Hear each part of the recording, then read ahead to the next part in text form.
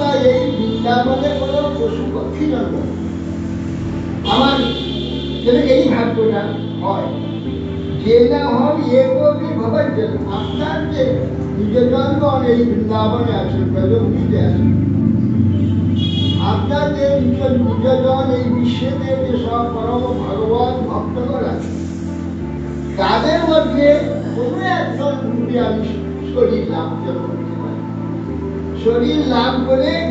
যে না হন এ কবি ভবাঞ্জন ভুক্তা নিষেধ আপনার সেবকের মধ্যে কোনো একটি সেবক রূপে দেহ ধারণ করে যেন তাদের সঙ্গে আপনার পার্বত্য সেবা থাকবে আমার এই বাসনা এই ব্রহ্মজন্ম হোক অন্য কোনো জন্ম হোক কিংবা কোনো তির্যক জন্মে হোক পশুপক্ষী আপনার সেবকের মধ্যে কোনো একটি জন্ম লাভ করে যেন আপনার পার্বত্য সেবা লাভ এই আমার বাসনা